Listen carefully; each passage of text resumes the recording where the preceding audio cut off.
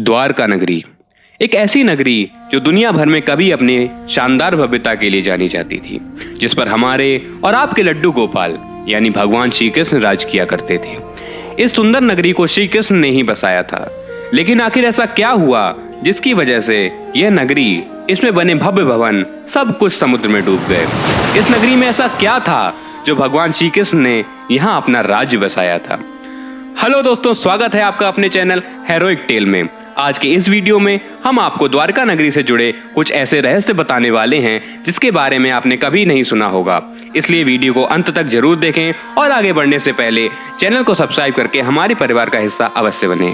भारत के गुजरात राज्य के पश्चिमी सिरे पर समुद्र के किनारे स्थित 4 धामों में से एक और 7 पवित्र पुरियों में से एक है ये द्वारका नगरी, जहाँ मथुरा छोड़ने के बाद भगवान श्री कृष्ण ने अपनी एक नगरी बसाई थी, जहाँ हर एक भवन आलीशान था, कई गायें, सुंदर पशु पक्षी रहते थे। शायद आपको नहीं पता होगा कि द्वारका का पहला नाम कुस्थली था।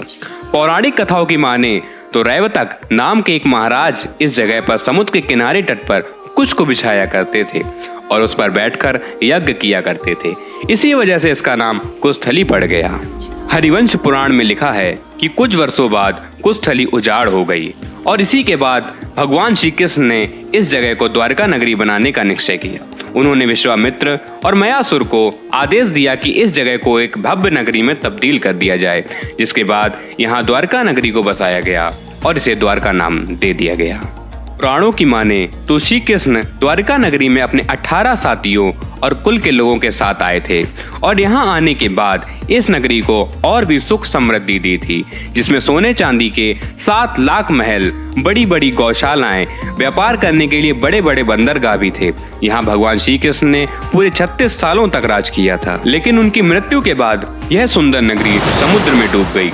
अब ऐसा क्यों हुआ वो मैं आपको बताने जा रहा हूँ। दोस्तों, इसके डूबने के पीछे 2 कथाएं बताई जाती हैं, जिसमें सबसे पहली कथा महाभारत के समय से जुड़ी हुई है। जैसा कि आप सभी जानते हैं कि महाभारत के युद्ध में भगवान श्री कृष्ण पांडव पुत्रों के साथ थे और जब कौरवों की मृत्यु के बाद भगवान श्री कृष्ण पांडु पुत्रों के साथ हस्तिनापुर लौटे तो माता गांधारी इस बात को सहन नहीं कर पाई थी और जैसे ही उन्होंने भगवान श्री कृष्ण को अपने सम्मुख खड़े देखा तो उन्होंने क्रोध से भरकर उन्हें श्राप दे दिया। माता गांधारी ने कहा, अगर मैं पतिव्रता धर्म को सच्चाई से निभाया है और यदि मैंने अपने आराध्य शिव की सच्चे मन से आराधना की है तो जिस प्रकार मेरे कुल का नाश हुआ है वैसे ही तुम्हारे कुल का भी नाश होगा, तुम्हारी नगरी भी समाप्त हो जाएगी। कहा जाता है कि इसी श्राप की वजह से उनकी नगरी का विनाश हुआ। द्वारका के विनाश के पीछे एक और कथा बताई जाती है जो कुछ इस प्रकार से है। इस कथा के अनुसार श्राप ऋषियों द्वारा श्री कृष्ण के पुत्र सांप को दिया गया था। बताते हैं महाभारत युद्ध खत्म होने के लगभग 36 सालों बाद द्वारका में एक ऐसा समय आया जब पूरी नगरी में मनुष्यों से ज्यादा चूहे हो गए थे। लोग मदिरा आदि का पान करने लगे। बिल्ली चूहों को, भेड़ बकरी को, गाय भेड़ के बच्चों को जन्म देने लगी। इतने अपशकुन होता हुआ देख द्वारका नगरी में महर्षि विश्वामित्र, देव ऋषि नारद आदि वहां पहुंचे, जिससे कि वहां हवन आदि करके अपशकुन को रोका जा सके। लेकिन महल के अंदर प्रवेश करने से पहले उन्हीं 4 यादव कुल के नौजवान मिले, जिन्होंने ऋषियों को देखकर सोचा क्यों ना इनका उपहास उड़ाया जाए। इस योजना में भगवान श्री कृष्ण के पुत्र सांब भी शामिल थे।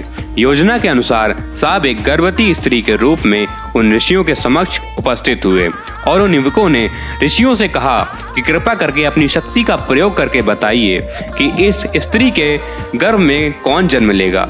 ऋषियों ने सांप को स्त्री समझा और ध्यान लगाकर ये जानने की कोशिश करी कि उसके गर्भ में क्या उत्पन्न होने वाला है, लेकिन जैसे ही उन्हें दिखा कि ये स्त्री नहीं बल्कि पुरुष है तो वो बहुत क्रोधित हुए। उन्हें पता था कि ये श्री कृष्ण के पुत्र हैं और उन्होंने क्रोध में आकर ये श्राप दे दिया कि हमारा उपहास उड़ाने वाले इस युवक के पेट से एक लोहे का मूसल जन्म लेगा, जिसके द्वारा ये द्वारका नगरी समाप्त हो जाएगी। श्री कृष्ण को जब इस बात का पता चला तो उन्होंने सिर्फ यही कहा कि ऋषियों द्वारा दिया गया श्राप सत्य होगा। अगले ही दिन सांप ने एक मूसल को जन्म दिया, जिसका पता लगते ही राजा उग्रसेन ने उस मूसल को सैनिकों से कहकर समुद्र के अंदर भिजवा दिया और फिर श्री कृष्ण और राजा उग्रसेन के कहने पर नगर में वापस बुलवा लिया जाता है। ताकि कोई अपने घर में मदिरा नहीं बनाएगा, और अगर ऐसा किसी ने भी किया तो उसकी सजा सिर्फ मृत्युदंड होगी। लेकिन फिर भी वैसा कुछ नहीं रहा। यदुवंशी पाप पर पाप करते रहे और द्वारका में अपशकुन पे अपशकुन होते रहे। इस समय वही संयोग बुना जैसा कि महाभारत के युद्ध के समय बना था। श्री कृष्ण के समय की नाजुकता को समझते हुए यदुवंशियों को तीर्थ यात्रा के लिए भेजा, जहां उनके पुत्र और सात्यकी की मृत्यु हो गई थी। उनकी मृत्यु से श्री कृष्ण काफी क्रोध में थे और उन्होंने जैसे ही एक मुट्ठी भरकर एकरा घास उखाड़ ली तो तुरंत ही वह घास मूसल में परिवर्तित हो गई, और उसके बाद जो कोई भी उस घास को उखाड़ता था वह एक मूसल में बदल जाती थी, और लोग इसी मूसल से आपस में लड़ाई करके मौत के मुंह में जाने लगे।